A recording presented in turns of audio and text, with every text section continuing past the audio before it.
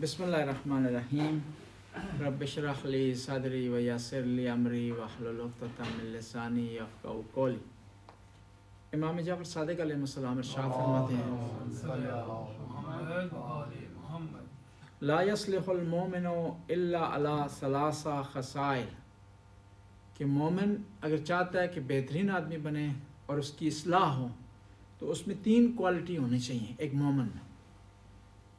دیکھیں ہر شعبے میں ہر فیلڈ میں کچھ کوالٹیز کا ہونا ضروری، تو تب آپ اس فیلڈ کے ماہر اور ایکسپرٹ کہلائیں گے۔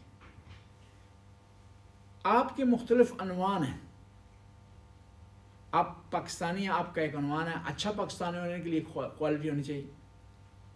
آپ پنجاب کے ہیں، آپ کا ایک عنوان ہے، ایک پنجابی اچھا پنجابی ہونے کے لیے کوالٹی ہونی چاہیے۔ آپ مسلمان ہیں، آپ کا ایک عنوان ہے، ایک نام ہے، اور اس کے لیے کچھ کوالٹی ہونی چاہیے، تو تب آپ مسلمان کرائیں گے۔ تو اب ایک اچھا شیعہ اور مومن ہونے کے لیے ضروری ہے کہ اس میں 3 کوالٹی پائی جاتی، تب جو صحیح مومن بنے گا۔ پہلی کہ التفقہ فی الدین، سب سے پہلے یہ کہ دینی تعلیم آپ کے پاس ہو۔ دینی تعلیم صرف مولانا کے لیے ضروری نہیں ہے، مولانا کے بچوں کے لیے ضروری نہیں ہے، ہر شیعہ کے لیے ضروری ہے کہ دینی تعلیم اس کے پاس ہو، کم از کم اتنی تعلیم اس کے پاس ہو کہ اپنے واجبات کو سمجھ سکے۔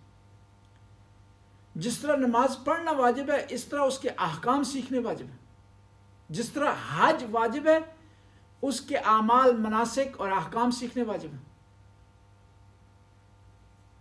جس طرح روزہ واجب ہے اس کے احکام سیکھنے واجب ہے۔ اگر آپ نہیں سیکھیں گے تو مکمل شیعہ نہیں ہیں۔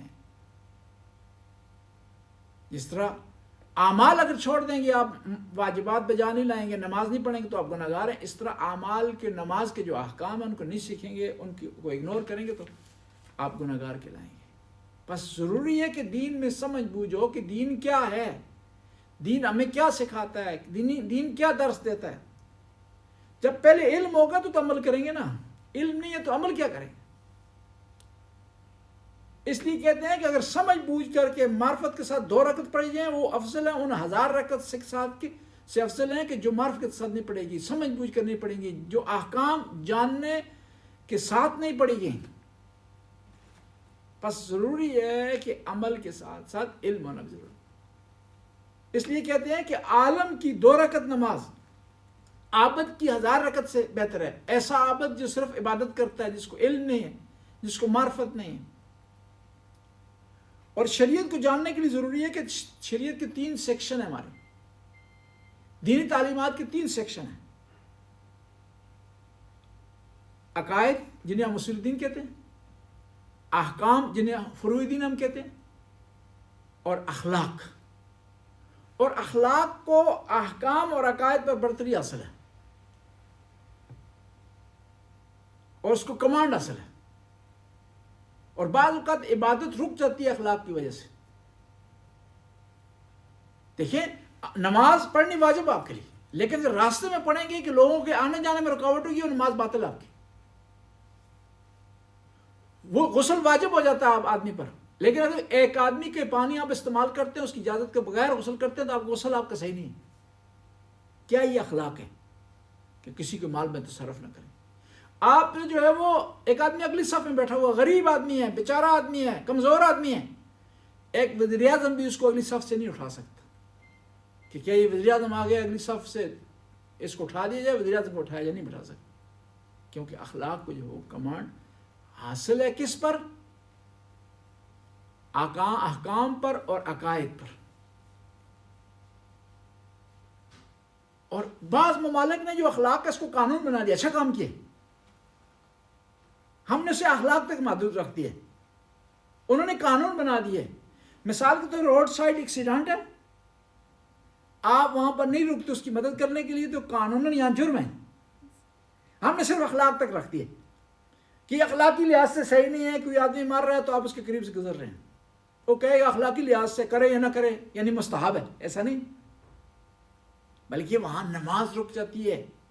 آپ نماز پڑھ رہے ہیں، ایک بچہ اپنے آپ کو نقصان پہنچا رہا ہے، نماز کو عام حالات میں توڑنا صحیح نہیں ہے۔ جب شروع کرتے ہیں اللہ اکبر نا، نماز کو مکمل کرنا ضروری ہے، واجب ہے، توڑ نہیں سکتے بغیر کسی وجہ کے۔ بچے اپنا آپ نقصان پہنچا رہا ہے تو آپ پر واجب ہے کہ نماز کو توڑیں، نہ فقط حرام ہے بلکہ واجب ہے کہ توڑ کر کے اس بچے کو بچائیں. یہ کیا اخلاق. ایک اور آسان سی مثال دوں، میں آپ سے پوچھتا ہوں، آپ نے جواب دینا ہے. ایک آدمی روزانہ صبح کے وقت شادی کرتا ہے، شام کو طلاق دے دیتا ہے، کیا اس نے کوئی حرام کام کیا ہے؟ نہیں کیا نا جی، کوئی حرام نہیں. شادی کرنا بھی حلال ہے، طلاق دینا بھی حرام تو نہیں ہے نا.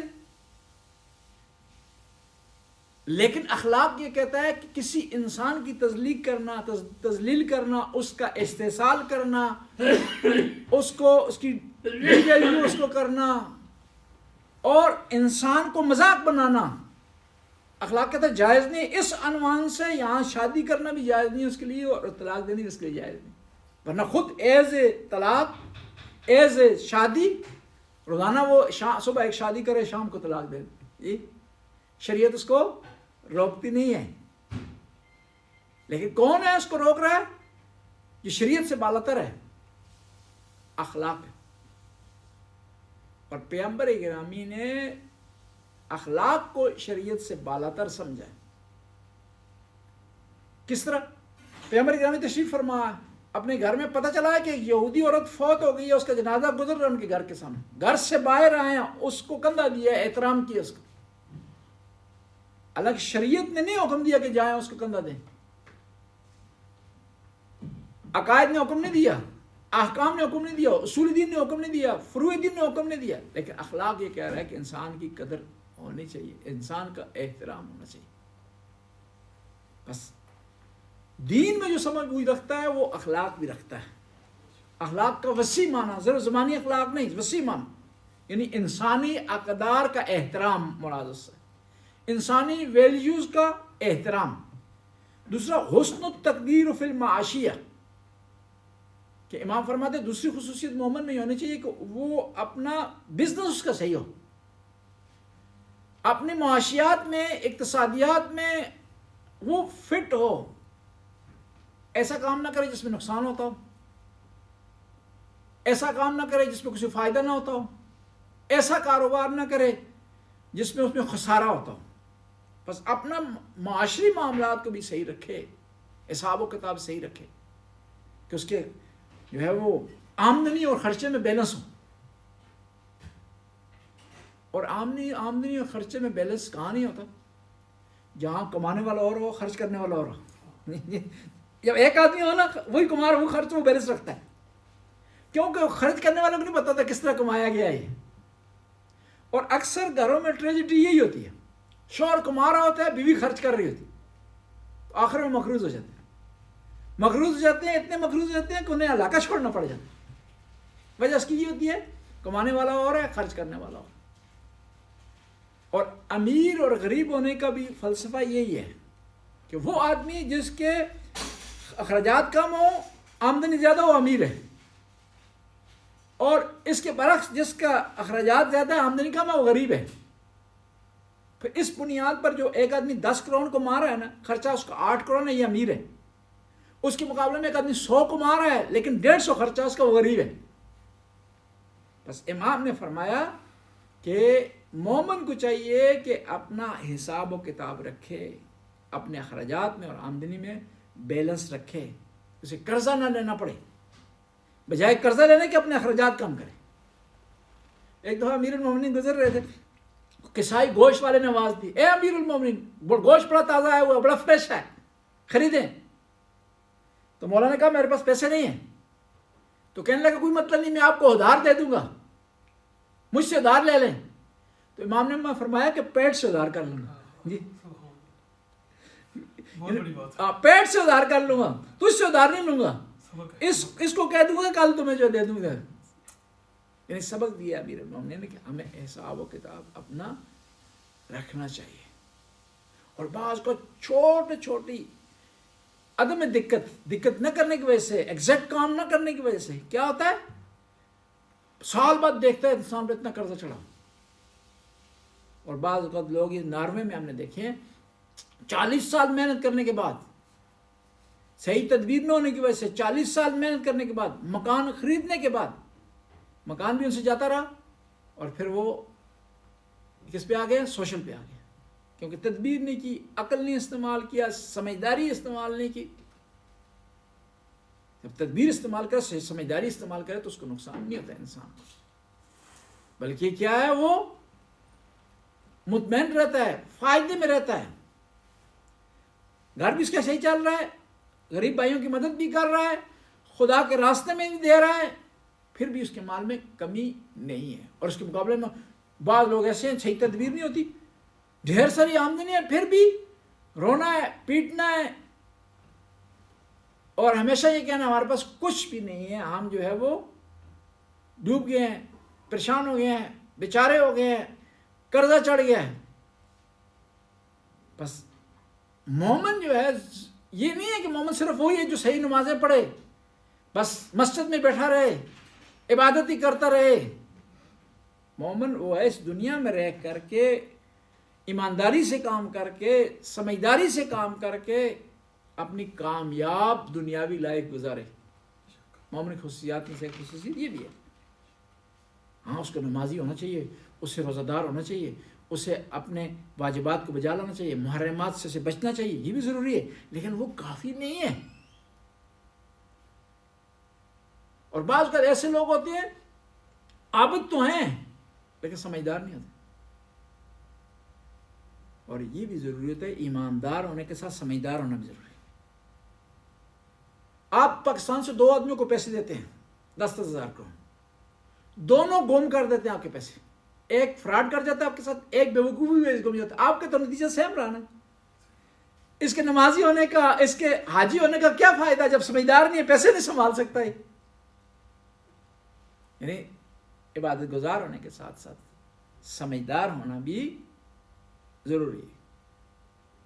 مجتہدین علماء اخلاق کہتے ہیں کہ ایک مومن میں 3 کوالٹی ضروری ہیں. سمجھدار ہو، ایماندار ہو اور ایکٹیو ہو، تو تب اس کی زندگی بہترین گزرے گی. ایماندار بھی ہو، سمجھدار بھی ہو اور ایکٹیو بھی ہو. سست ہوگا تو کام نہیں چلے گا. نمازیں بہت پڑھ رہا ہے لیکن جو ہے وہ کام پہ نہیں جاتا، مزدوری نہیں کرتا، اسٹرگل نہیں کرتا، کوشش نہیں کرتا. ہم پشاور مدرسے میں بیٹھے ہوئے تھے، جواد علی صاحب کے پاس پڑھ رہے تھے درس، تو ایک پٹھان آ گیا باہر سے، تو انہیں کہنے لگا کہ مجھے پیسے دو. انہوں نے کہا کہ بھائی جو ہے پیسے مانگنے کے بجائے یہاں مدرسے میں مزدوری لگی ہوئی ہے، یہ کرو اور پیسے تمہیں مل جائیں گے. وہ کہتا ہے میں جو ہے وہ ان مزدوریوں کی وجہ سے، یہ تگاریاں اٹھانے کی وجہ سے میں اپنی عبادت نہیں چھوڑ سکتا ہوں. انہوں نے کہا کہ حلال کی کمائی اگر کماؤ تو یہ بھی عبادت ہے. تم یہ سمجھ رہے نمازیں ہی پڑھنا عبادت ہے؟ دیکھیے القاسب حبیب اللہ، حلال روزی کمانے والا خدا کا دوست ہے، اور حلال کو روزی کمانا عین عبادت ہے.